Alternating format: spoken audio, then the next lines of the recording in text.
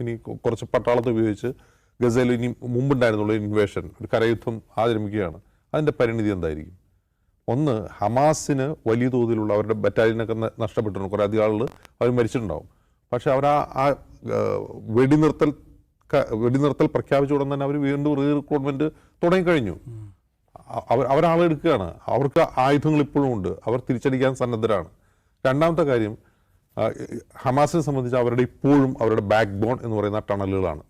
ആ ടണൽ ഇപ്പോൾ വർഷം 2023 ഒക്ടോബർ 7 തുടങ്ങിയതാണല്ലോ യുദ്ധം. ഇതിപ്പോൾ 2 വർഷം ആകാൻ പോവാണ്.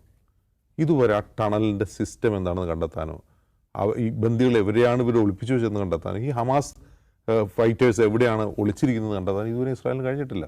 ഇത്രയും ബോംബുകൾ ടൺ കണക്കിന് ബോംബുകൾ 2 വർഷം കൊണ്ട് ഒരു മണിക്കൂർ പോലും ഇടതടവില്ലാതെ അവർ വർഷിച്ചിട്ടും അവർക്ക് ഇതുവരെ അത് കണ്ടെത്താൻ കഴിഞ്ഞിട്ടില്ല.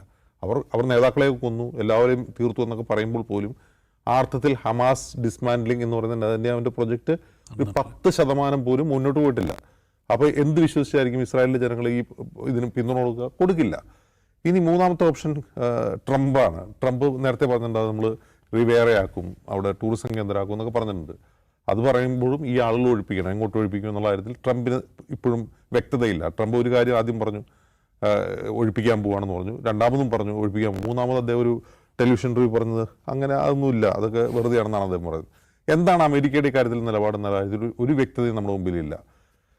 ഈ കാര്യത്തിൽ നെതന്യാഹുവിൻ്റെ ഒരേ ഒരു ഗോൾ കസേരയിൽ ഇരിക്കുക, യുദ്ധം ചെയ്യുക.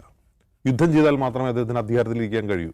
യുദ്ധം ചെയ്താൽ മാത്രം അധികാരം നിലനിർത്താൻ കഴിയുന്ന ഇന്ന് ലോകത്തെ ഒരേ ഒരു ഭരണാധികാരിയായി നെതന്യാഹു മാറിക്കഴിഞ്ഞു.